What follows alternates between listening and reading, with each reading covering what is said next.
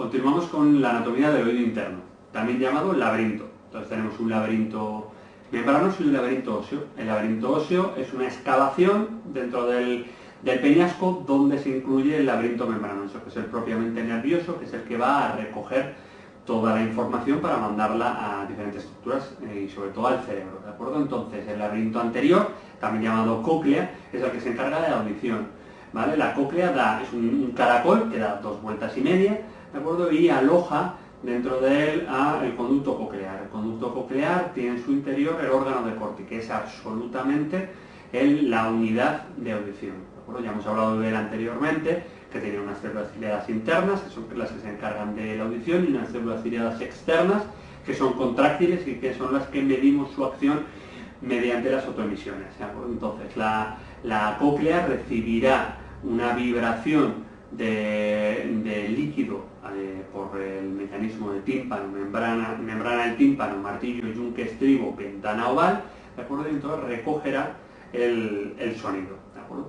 El equilibrio viene dado por el laberinto posterior, y en el laberinto posterior tendremos el vestíbulo, que tiene el utrículo y el sáculo, y en los conductos semicirculares, que son el posterior, el superior y el lateral. El vestíbulo se encarga de recoger los movimientos lineales, es decir, que yo mueva la cabeza así o así. Y los conductos semicirculares tendrán unas estructuras que se llaman ampollas, y entonces ahí recogerán los movimientos angulares, que yo mueva la cabeza así, ¿de acuerdo? Entonces todo esto manda información al cerebro sobre qué movilidad de la cabeza estamos haciendo, ¿de acuerdo? Tenemos que conocer que dentro del laberinto hay una serie de líquidos, como son la perilinfa y la endolinfa. La perilinfa es similar al líquido cefalorraquídeo, ¿de acuerdo? Entonces tiene un origen en el espacio subaracnoideo y baña el laberinto óseo, es decir, el espacio que tenemos entre el hueso y el laberinto membranoso, las rampas vestibular y timpánica de la cóclea, ¿de acuerdo? Y tiene una composición similar a los líquidos extracelulares.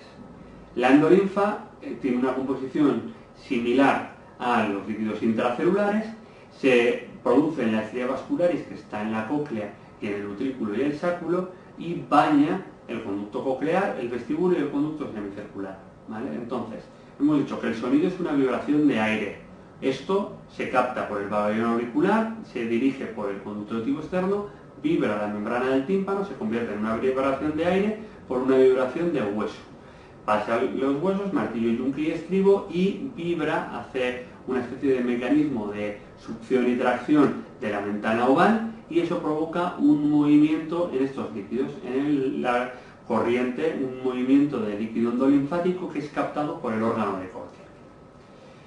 Entonces tenemos que tener en cuenta que el oído interno puede estar, por tanto, alterada su audición o alterada el equilibrio. Respecto al equilibrio, el utrículo y el sáculo tienen unas estructuras que se llaman máculas, que es una especie de piedras que se bañan en una especie de moco en el utrículo y el sáculo, y que lo que hace es estimular estas estructuras en función de que movamos la cabeza en una posición o en otra. Bueno, tenemos que acordaros de esas piedritas que se llaman otoconias, porque hay veces que se separan y entonces caen a los conductos semicirculares, vienen del vestíbulo a los conductos semicirculares, donde ¿qué hay? Hay unas estructuras que se llaman ampollas, que se estimulan con las corrientes endolinfáticas, ¿de acuerdo? Entonces estas corrientes de líquido se pueden ver afectadas por esas piedritas que caían desde la mácula, y es lo que conoceremos como vértigo posicional paroxístico benigno. La cóclea o la parte anterior del laberinto se puede ver afectada por diferentes patologías, entre las que tenemos que conocer sobre todo la presbiacusia, que es el oído del anciano, ¿vale? Creo que se altera la cóclea, es decir, no hay alteración del nervio, el problema está en la cóclea, y dejan de funcionar algunas células ciliadas internas. Principalmente empieza con una caída en agudos, es decir, el paciente empieza a perder audición en frecuencias agudas, ¿de acuerdo? Con alta frecuencia. Suele ser bilateral, es decir, no es normal que se pierda audición de un lado, sino que es bilateral, más o menos simétrica, y como hemos dicho que es coclear, hemos dicho que tiene reclutamiento, ¿de acuerdo? Entonces, el tratamiento de la presbiacusia no hay un tratamiento como tal, es paliativo, porque lo único que podemos hacer es decirle al paciente que se ponga un audífono, que se ponga una prótesis auditiva. de hipoacusia súbita o la hipoacusia brusca, que es una entidad de la que se conoce poco, pero que es muy grave. Es un paciente que de repente se levanta por la mañana y dice que no escucha nada por ese oído. Para diagnosticar esta patología tenemos la regla de los 3. Significa que tiene que instalarse una hipoacusia en menos de 3 días, tiene que afectar a 3 frecuencias consecutivas y tiene que afectar a más de 30 decibelios. Bueno, por otro lado, tenemos que saber que 1/3 de estos pacientes mejora completamente y se queda como escuchaba antes, otro tercio mejora parcialmente y pierde un poco de audición, y otro tercio pierde el oído completamente. El tratamiento, como tanto, cuando no sabemos qué hacer, es corticoides orales, sistémicos, y si no mejora, se está intentando corticoides intratimpánicos, pinchar a través del tímpano y meter corticoides en la caja del tímpano. La cóclea también se puede ver afectada por lo que se llaman ototóxicos, pero tenemos que tener en cuenta que los ototóxicos también pueden afectar a la otra parte del oído. Entonces tendremos ototóxicos cocleotóxicos que afectan a la audición o vestibulotóxicos que afectan al equilibrio. Sobre todo los cocleotóxicos, que quiero que sepáis, son los aminoglucósidos. Y los vestibulotóxicos que debemos de aprender son aminoglucósidos, pero principalmente la streptomicina, porque es la streptomicina y la gentamicina, porque son los que se intentan para la enfermedad de Meniere. Ya veremos luego que la enfermedad de Meniere tiene vértigo, acúfeno y pérdida de audición, y hay veces que ese vértigo es tan sintomático que lo único que podemos hacer es quemarle el vestíbulo, y la forma que tenemos de quemar el vestíbulo es inyectarle streptomicina o gentamicina, sobre todo en la caja del tímpano, ¿de acuerdo? Actualmente se hace con gentamicina, y eso ¿por qué es? Porque es vestibulotóxico. Tenemos que tener en cuenta que si estamos sometidos a un trauma acústico, ya sea repetitivo, a alta frecuencia, a alta intensidad, o que sea por un choque muy fuerte de sonido, podemos tener un trauma acústico, que se caracteriza por tener un acúfeno, un pi todo el rato, y tener un escotoma, es decir, tener una pérdida selectiva en 4000 Hz. Ya hemos dicho que había 2 escotomas, entonces, escotoma en 2000 Hz, típico de la otosclerosis, escotoma en 4000 Hz, típico del trauma acústico. También debemos de conocer las hipoacusias infantiles, cada vez están más en boga. ¿Por qué? Porque antes no se estudiaba prácticamente la hipoacusia cuando uno nacía, y entonces el diagnóstico era tardío, era ya cuando el paciente no desarrollaba el lenguaje, cuando tenía un retraso en el desarrollo psicosocial, y ahora se hace un screening a todos los pacientes que nacen y se intentan descartar cuanto antes para valorar si hay que hacer algún tipo de tratamiento, incluso poner un implante coclear. Tenemos que saber en cuenta que hay diferentes factores de riesgo en los que tenemos que conocer que haya una historia familiar de sordera, pero hereditaria, no que tenga una abuela que se está quedando presbiacúsica o que tuvo una varicela en la infancia su madre y entonces perdió la audición. No, tiene que ser una herencia de sordera.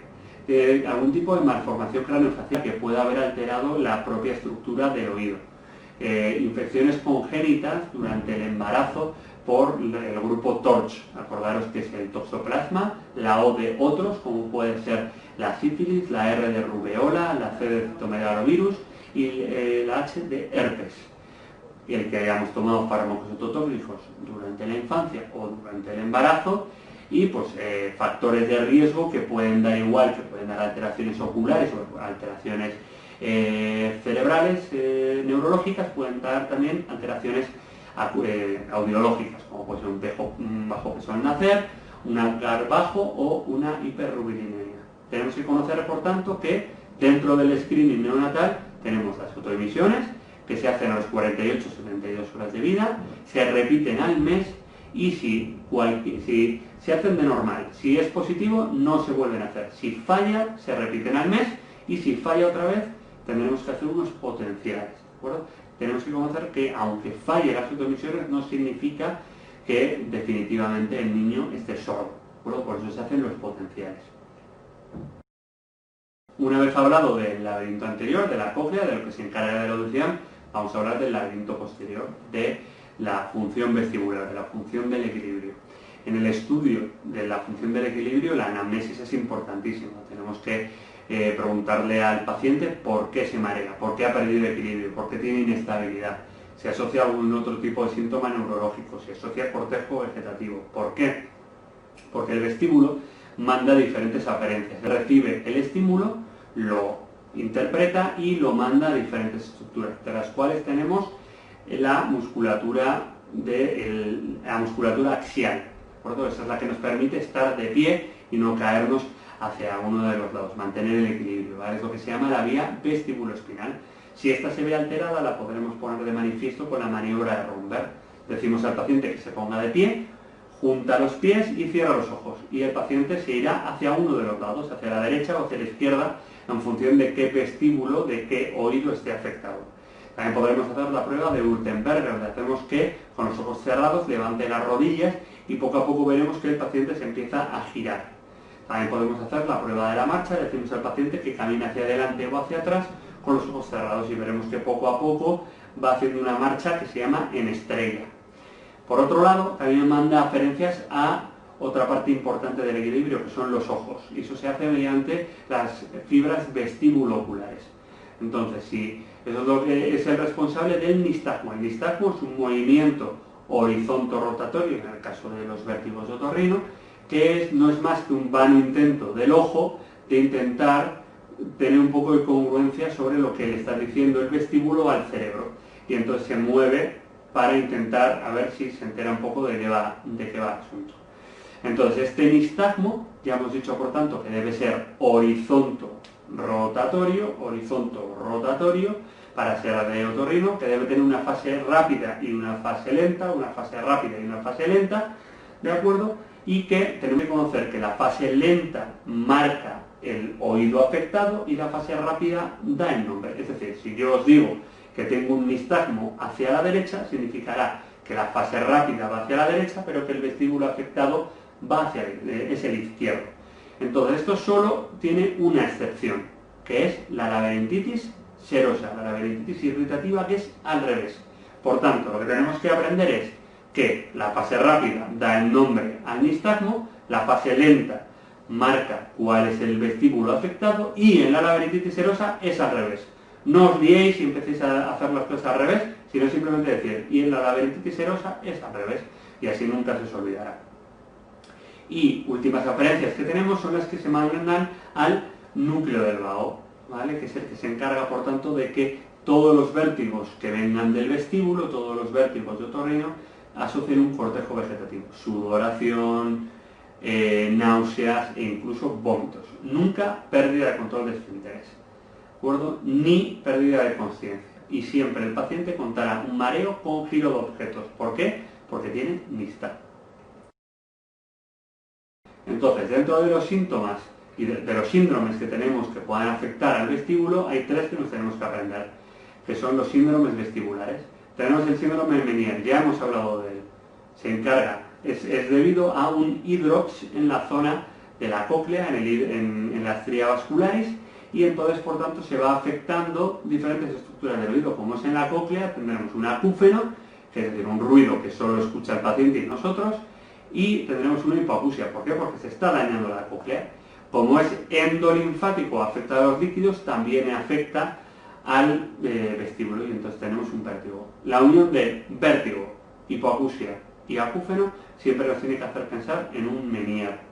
Tratamiento del Meniere será siempre sintomático, evitar que las crisis sean lo más sintomáticas posibles y si es ya muy sintomático y el paciente está muy afectado, se empezará a pensar en la ablación, que puede ser química mediante gentamicina intratimpánica, que se puede hacer incluso una sección del nervio vestibular para que el paciente no siga teniendo vértigos, o se puede hacer incluso una laberintectomía, destruir todo el laberinto para que el paciente no vuelva a tener vértigos. Por otro lado tenemos la neuritis vestibular. Si atendemos al nombre, es una neuritis desde la inflamación de un nervio, pero solamente del vestíbulo, solamente de la parte del octavo par que se encarga del equilibrio.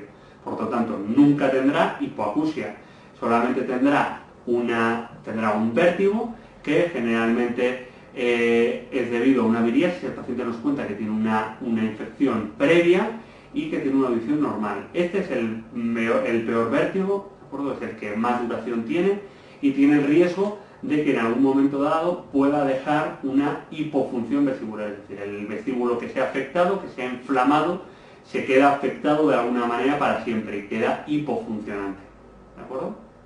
Y luego, el vértigo posicional paroxístico benigno, que es el que ya habíamos hablado, las otoconias, las piedritas que están en la mácula del auriculo y el sáculo, caen a los conductos semicirculares, por lo cual da un vértigo cuando hacemos algún tipo de movimiento específico de la cabeza porque estimula las ampollas de los conductos semicirculares, tienen corta duración, ¿de acuerdo? Y es reversible. ¿De qué manera es reversible? Recolocando esa piedra. Nosotros lo diagnosticaremos estimulando el vértigo mediante la maniobra de Discal-Pike y recolocaremos la piedra mediante la maniobra de Epley o de Semont.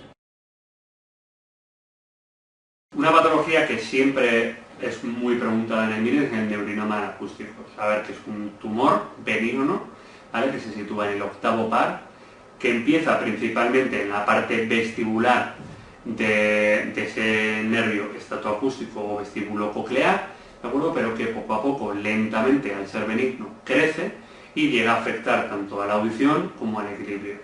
Entonces lo que tendremos será un acúfeno, tendremos una hipoacusia de percepción porque está afectado el nervio y acordaros que es raro tener vértigo, ¿vale? ¿Por qué? Porque crece lentamente. Tendremos lo que el paciente nos denominará una inestabilidad, ¿de acuerdo? Entonces es raro que un neurinoma curse con un vértigo, ¿vale? Que es algo muy agudo, es decir, que crece poco a poco y da una inestabilidad. Si crece mucho, ¿de acuerdo? Irá afectando al ángulo pontocerebroso, donde podemos tener otros nervios, como es el nervio facial, como es el nervio trigémino. Tanto no es raro que un neurinoma del acústico acabe dando unos problemas intracraneales y problemas de pares craneales, ¿de acuerdo? La prueba de elección para diagnosticarlo es la resonancia magnética y el tratamiento puede ser simplemente expectante, ver cómo va creciendo, se puede dar radiocirugía o se puede... Las fracturas del peñasco no es una pregunta muy habitual, ¿vale? Pero la podemos sistematizar muy fácil. Tenemos que tener en cuenta que las transversales son las fracturas que atraviesan la caja del tímpano y las longitudinales son las que siguen el camino del conducto auditivo externo. Por tanto, las longitudinales son las que nos van a dar cosas hacia afuera. Como afecta al conducto auditivo externo, las cosas salen hacia afuera. ¿Qué cosas? El líquido cefalorraquídeo, tendremos una otoricurrea, se puede hacer una hemorragia, tendremos una otorragia, ¿vale? Y es poco frecuente afectar al facial, que está dentro de la caja del tímpano. Sin embargo, las transversales afectan a la caja del tímpano. Como afectan a la caja del tímpano y el tímpano está íntegro, todo el contenido se queda dentro. Es decir, es raro que haya otoricurrea, es raro que haya otorragia, pero es más frecuente que haya fractura del facial. ¿Por qué? Porque atraviesa el facial que está en la caja del tímpano. Y ya, la que se lleva la palma es la oblicua, que es una mezcla entre la longitudinal y la transversal, y entonces es la que más parálisis facial tiene.